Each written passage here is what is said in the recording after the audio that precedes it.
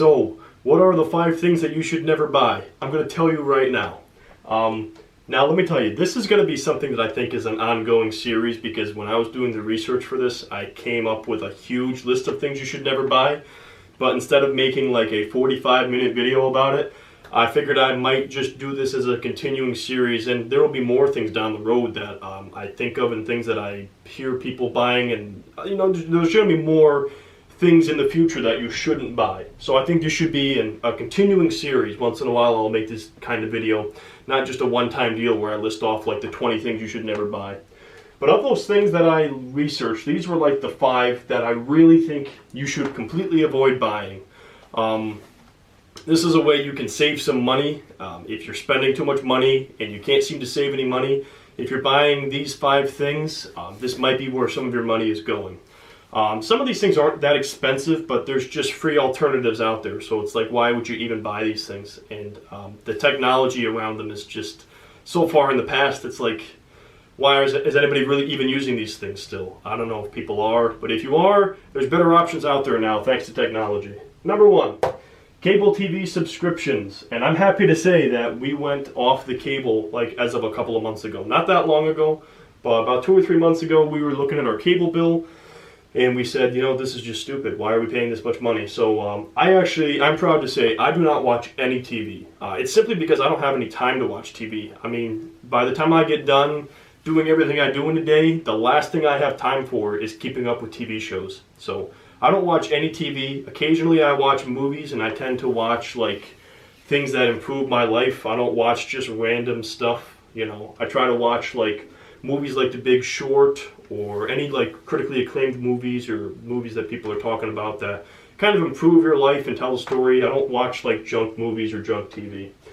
But anyway, we saved like over $100 a month by switching from our cable subscription to just Sling TV, and they offer like 18 or 20 channels, something around there. It might be a little bit more than that, for like $30 a month, and then they have packages too that are a little bit smaller and a little bit bigger. I just want to mention too, I'm not paid by Sling TV, and I'm going to mention a lot of these services to you guys. I'm not being paid by any of these to recommend them. I just simply use them myself, so I just kind of wanted to throw them into the video to give you like a real world example of how I'm saving money with these things. But that's like the biggest one, is your cable TV subscription. I mean, TV is just a huge time waster for a number of reasons. But I'm not telling you to throw your TV out the window. I would like a lot of us to, but I am telling you that if you're paying for a cable TV subscription, you're wasting a ton of money for absolutely no reason. So cable TV is a dying medium. Every single year they're losing on average 1 million subscribers. So it's just a matter of time until they're gone, or another alternative comes into play, or they have to redo their whole model, because they're losing business every single year to people who are cutting the cable. The average cost for a premium subscription is $125 a month, or $1,500 a year. Oh my God, that is so expensive. That's enough to go on vacation. I mean, you guys, if you have cable TV and you're like, oh man, I don't have any money. Well, there's $1,500 a year. There's money right there. Cancel your cable subscription. Use standalone streaming services if you need to be connected to television and you need to watch your shows. There's things like Hulu, Netflix, all that, Amazon Video, where you pay like 10 or 20 bucks a month, somewhere around there, for access to shows, and you stream those shows themselves. Don't buy cable, guys. It is such a waste of money. At the very least, get the streaming services, and it's going to save you some amount of money. I mean, even if you spent $50 on streaming services versus $125, there's 75 bucks a month you can save right there. All right, number 2 is name brand razor blades. I don't know if you know this or not, but Gillette controls 66% of the shaving industry right now. And I'm sure you've seen all the Gillette commercials and all of those paid athletes and those paid sponsors, or I don't know if they're sponsors, but those paid athletes, well, I guess they are sponsors. Some of them are sponsored by Gillette. But those paid people that are advertising Gillette products are not cheap. So that cost gets passed on to the consumer in the cost of razor blades. So what do I use, and what are a lot of people using, is Dollar Shave Club. And again, I am not being paid by Dollar Shave Club to say this. I wish I was, but I'm not. But the comparable Dollar Shave Club razor to a Gillette razor is $1.50 a blade versus $5 a blade for Gillette. So it's less than 1/3 the cost of a Gillette razor blade, which is insane. Pretty much every single person that I know that's a man that shaves, I've recommended Dollar Shave Club to. I've probably gotten 5 or 6 people alone to sign up for Dollar Shave Club, and every single person I've talked to, including myself, are like, they're great. I mean, first of all, you don't even need to worry about buying them because they ship them to your door, and they show up every month, and then you just put them in your medicine cabinet. And second of all, you're saving a ton of money. You know, it's a win-win scenario. So it seems like the majority of us agree there's no difference in quality, there's just a huge difference in price. And you're not fattening the pockets of Gillette, who owns 66% of the shaving industry. That's just ridiculous. I'm just glad companies like Dollar Shave Club, I like seeing companies come in and disrupting the giants because it's good to see that. At least it makes them have to innovate and they can't just sit there on their high horses taking in so much money, you know. Number 3 is bottled water. Bottled water is expected to be the #1 packaged beverage by 2020. Right now it's the #2 packaged beverage. So while this is all right. I'm happy about this because it shows that we're drinking less soda. I don't drink any soda. That's terrible for you. I do drink water. I actually have my water bottle right here. This is what I drink my water out of. I get one of these Nalgene bottles and I fold that thing up multiple times a day. I'm happy that people are not drinking soda, but the fact that we're paying for bottled water is ridiculous. Get a Brita or any kind of home filter. They even have ones that attach right to your water bottle, so anywhere you are, you can fill up your water bottle with a water fountain, and then it filters it as you drink it, and you got to change those filters like every couple months. It's cheap, and it's going to save you a ton of money, and it's going to be so much better for the environment. I mean, if you're responsible about your bottled water, you're at least doing better than most of us, but I know the majority of us, if we finish a bottle of water, we don't wait and throw it in a recycling bin, we just throw it in the garbage, and it's such a waste. So stop buying bottled water if that's something you're buying and you're looking to save money. If you really are picky about the taste of your water or you're worried about what's in water, get a filter for your water, either an at-home filter in the jug or one you can add to your faucet or one that attaches right to the water bottle, and that's going to save you a ton of money doing that. Number 4, DVDs, CDs, and Blu-rays, any disc-based media. It's dead. It's not dying, it's dead. I mean, some people are still buying these things. I don't know why you are. They never do anything. I mean, it's not like you buy DVDs and then they go up in value. Like, hey guys, I got a rare copy of The Lion King on DVD. That's not how it works.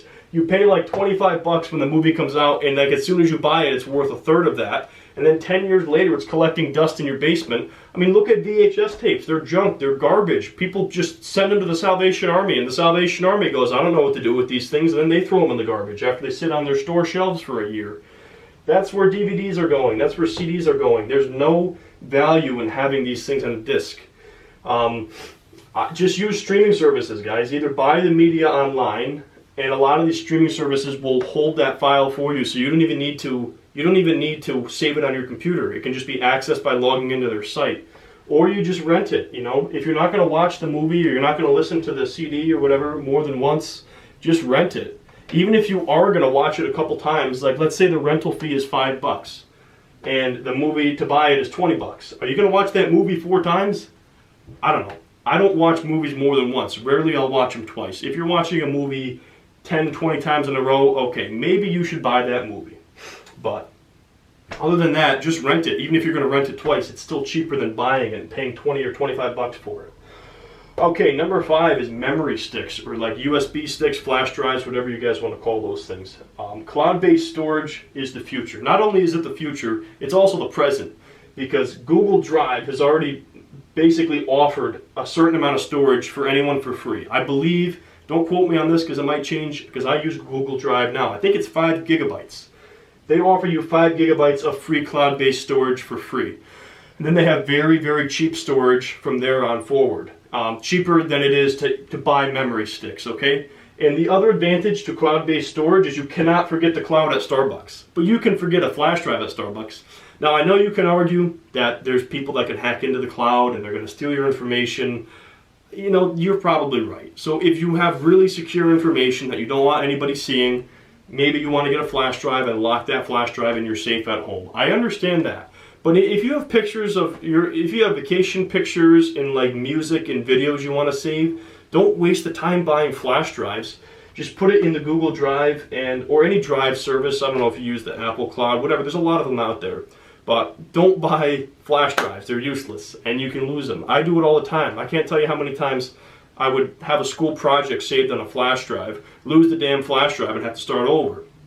And my friends would look at me and they're like, why aren't you using Dropbox? And I'm just like, I don't know, because I always use a flash drive. We do these things out of habit, and we continue to do them, and then somebody questions us, and you're like, damn, you're right. I don't know why I'm doing this.